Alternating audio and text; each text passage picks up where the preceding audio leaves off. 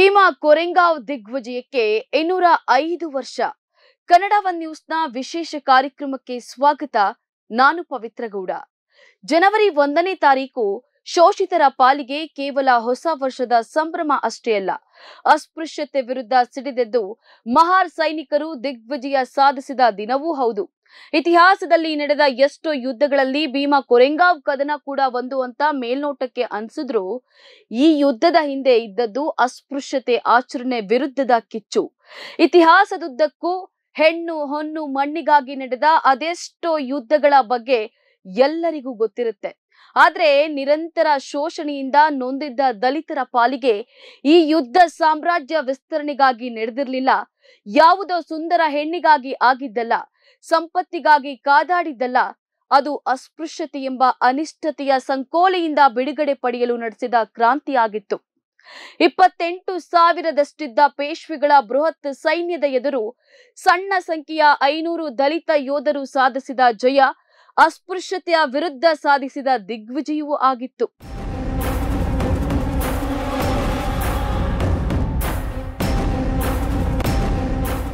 ಎರಡನೇ ಪೇಶ್ವೆ ಬಾಜಿರಾಯನ ಆಡಳಿತದ ಅವಧಿಯಲ್ಲಿ ಅಸ್ಪೃಶ್ಯತೆ ಆಚರಣೆ ತುತ್ತ ತುದಿ ತಲುಪಿತ್ತು. ಮನಸ್ಮೃತಿಯಲ್ಲಿ ಉಲ್ಲೇಖಿಸಿದ್ದ ಎಲ್ಲಾ ರೀತಿಯ ಆಚರಣೆಗಳು ಅಂದು ಕಟ್ಟುನಿಟ್ಟಾಗಿ ಪಾಲನೆಯಾಗ್ತಿದ್ವು. ಸವರ್ಣೀಯರ ಮೇಲೆ ಅಸ್ಪೃಶ್ಯರ ನೆರಳು ಕೂಡ ಬೀಳುವಂತಿರಲಿಲ್ಲ. ಸೂರ್ಯ ನೆತ್ತಿ ಮೇಲೆ ಬಂದಾಗ ಅಷ್ಟೇ ಹೊರಗೆ ಬರಬೇಕಿತ್ತು. ತಾವು ನಡೆದುಕೊಂಡು ಹೋಗುವ ದಾರಿಯಲ್ಲಿ ಹೆಜ್ಜೆ ಗುರುತುಗಳು ಕಾಣದಂತೆ ಗುಡಿಸಿಕೊಂಡು ಹೋಗಲು ಸೊಂಟದ ಹಿಂಭಾಗಕ್ಕೆ ಪೊರಕೆ ಹಾಗೂ ಉಗುಳಲು ಕುತ್ತಿಗೆಗೆ ಒಂದು ಮಡಿಕೆ ಕಟ್ಟಿಕೊಂಡಿರಬೇಕಿತ್ತು. ಪೇಶ್ವೆಗಳ ಈ ದೌರ್ಜನ್ಯ ದಬ್ಬಾಳಿಕೆಗಳಿಂದ ರೋಸಿ ಹೋಗಿದ್ದ ಮಹಾರಾಷ್ಟ್ರದ ಅಸ್ಪೃಶ್ಯ ಯುವಕರು ಪೇಶ್ವೆಗಳ ವಿರುದ್ಧ ಯುದ್ಧಕ್ಕೆ ಸನ್ನದ್ಧರಾಗಿ ನಿಂತಿದ್ರು. ತಮ್ಮ ಕಷ್ಟಗಳ ಪರಿಹಾರಕ್ಕಾಗಿ ಒದಗಿ ಬರುವ ಸುವರ್ಣ ಅವಕಾಶಕ್ಕಾಗಿ ಜಾತಕ ಪಕ್ಷಿಯಂತೆ ಕಾಯ್ತಿದ್ರು.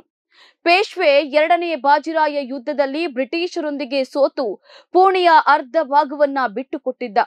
ಆಗ ಮಹರ್ ವೀರ ನಾಯಕ ಸಮರ ವೀರ ಸಿದ್ದನಾಕ ಪೇಶ್ವೆಗೆ, ನಾವು ಮತ್ತು ನೀವು ಭಾರತ ದೇಶದವರು, ಬ್ರಿಟಿಷರು ಪರಕೀಯರು, ನಾವಿಬ್ಬರು ಕೂಡಿ ಅವರನ್ನ ಎದುರಿಸೋಣ. ಆದ್ರೆ ಯುದ್ಧ ಗೆದ್ದ ಮೇಲೆ ನೀವು ನಮ್ಮನ್ನ ಅಸ್ಪೃಶ್ಯರಂತೆ ಕಾಣದೆ ನಮಗೂ ಸಮಾನತೆ ನೀಡಬೇಕು ಎಂದು ವಿನಂತಿ ಮಾಡಿದ್ರು. ಪ್ರತ್ಯುತ್ತರವಾಗಿ ಎರಡನೇ ಬಾಜಿರಾಯನು, ನೀವುಗಳು ಹುಟ್ಟಿರುವುದು ನಮ್ಮಗಳ ಸೇವೆ ಮಾಡ್ಲಿಕ್ಕಾಗಿ ಮತ್ತು ನಿಮ್ಮ ಹೆಂಗಸರು ಇರುವುದು ನಮ್ಮನ್ನ ಸುಖಪಡಿಸಲಿಕ್ಕಾಗಿ ಎಂದು ಬಿಟ್ಟಿದ್ದ.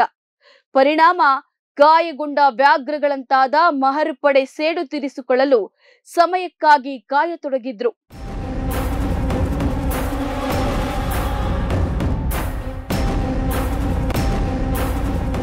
ಕೊರೆಂಗಾವ್ ಇಂದಿನ ಪುಣೆಯ ಬಳಿ ಇದೆ, ಭೀಮಾ ನದಿಯ ದಂಡೆಯ ಸಮೀಪ. 500 ಮಹಾರ್ ಸೈನಿಕರು ಹಾಗೂ ಪೇಶ್ವೆಗಳ ಸಾವಿರ ಸಂಖ್ಯೆಯ ಸೈನಿಕರ ಮಧ್ಯೆ ಘನಘೋರ ಕದನ ನಡೆಯಿತು. ಬ್ರಾಹ್ಮಣ ಪೇಶ್ವೆಗಳ ಸೈನಿಕರ ಸಂಖ್ಯೆ 28,000.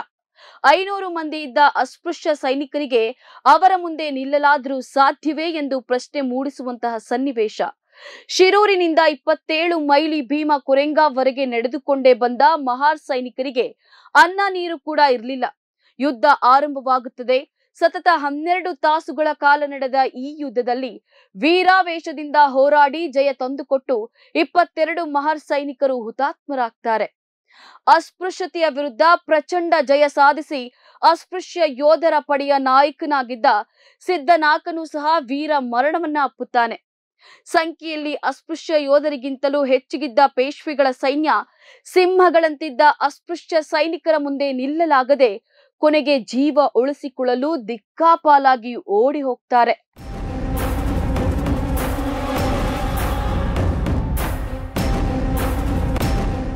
ರಣರಂಗದಲ್ಲಿ ಬೃಹತ್ ಸಂಖ್ಯೆಯಲ್ಲಿದ್ದ ಪೇಶ್ವೆ ಸೈನಿಕರ ಜೊತೆ ವೀರಾವೇಶದಿಂದ ಹೋರಾಡಿ ಜಯ ತಂದುಕೊಟ್ಟು ಹುತಾತ್ಮರಾದ 22 ಅಸ್ಪೃಶ್ಯ ಯೋಧರ ನೆನಪಿಗಾಗಿ ಬ್ರಿಟಿಷರು 1921 ಮಾರ್ಚ್ 21ರ ಯುದ್ಧ ನಡೆದ ಸ್ಥಳದಲ್ಲಿ 65 ಅಡಿ ಎತ್ತರದ ಭವ್ಯ ವಿಜಯ ಸ್ತಂಭವನ್ನ ನಿರ್ಮಿಸಿ ಆ ಸ್ತಂಭದ ಮೇಲೆ 22 ಹುತಾತ್ಮ ಯೋಧರ ಹೆಸರುಗಳನ್ನ ಕೆತ್ತಿಸಿದ್ರು.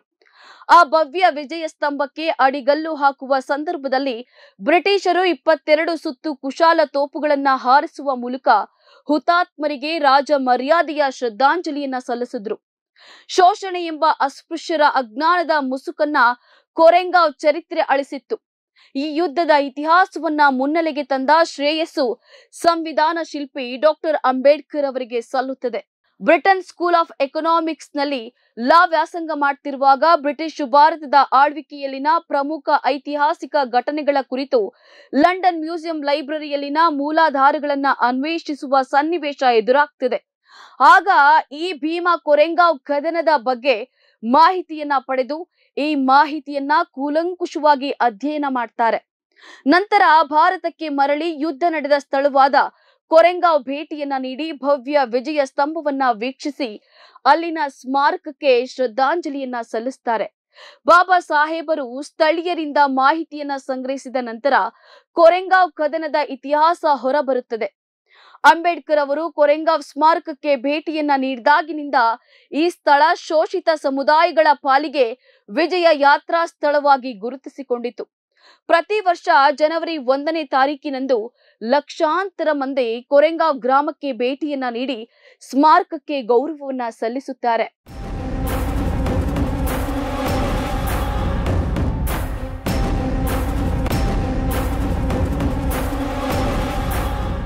ರಣರಂಗದಲ್ಲಿ ರಣಕ್ರೂರರಾಗಿದ್ದ ಪೇಶ್ವೆಗಳ ಹುಟ್ಟಡಗಿಸಿ ಹೊಸಕಿ ಹಾಕಿದ ಮಹಾರ್ ಸೈನಿಕರು ರಣಕ್ರೂರರ ರಣಹಂತಕರಾಗಿ ಇತಿಹಾಸದ ಪುಟಗಳಲ್ಲಿ ಅಜರಾಮರರಾದ್ರು. ಅಸ್ಪೃಶ್ಯತೆ ಅಸಮಾನತೆಯ ಕೂಪದಲ್ಲಿ ಬೆಂದು ನೊಂದು ನೋವುಂಡು ಜ್ವಾಲಾಮುಖಿಗಳಾಗಿ ಸಿಡಿದು ನಿಂತಿದ್ದ ದಲಿತ ಸಿಂಹಗಳು ತಾವು ಹೆಣ್ಣಿಗಾಗಿ ಕಾದಾಡಿದವರಲ್ಲ, ಹೊನ್ನಿಗಾಗಿ ಬಡಿದಾಡಿದವರಲ್ಲ, ಮಣ್ಣಿಗಾಗಿ ರಕ್ತ ಹರಿಸಲಿಲ್ಲ, ಬದಲಾಗಿ ತಮ್ಮ ಸ್ವಾಭಿಮಾನಕ್ಕೆ ಧಕ್ಕೆಯಾದಾಗ, ಅಸ್ಪೃಶ್ಯತೆ ಎಂಬ ಅವಮಾನ ಮಿತಿ ಮೀರಿದಾಗ ಪೇಶ್ವೆಗಳನ್ನ ಇನ್ನಿಲ್ಲದಂತೆ ಮುಗಿಸಿಬಿಟ್ಟಿದ್ರು. ಶತಮಾನಗಳ ಕಾಲ ಅನುಭವಿಸಿದ ಅವಮಾನದ ಆ ಯಾತನೆಗೆ ರಕ್ತದ ಹೊಳೆಯನ್ನೇ ಹರಿಸಿ ದಿಗ್ವಿಜಯ ಸಾಧಿಸಿದ್ರು. ಇತಿಹಾಸದ ಪುಟಗಳಲ್ಲಿ ಸ್ವಾಭಿಮಾನಕ್ಕಾಗಿ ನಡೆದ ಯುದ್ಧಗಳಲ್ಲಿ ಭೀಮಾ ಕೊರೆಂಗಾವ್ ಯುದ್ಧ ಮೊದಲನೇ ಸ್ಥಾನದಲ್ಲಿ ನಿಲ್ಲುತ್ತದೆ.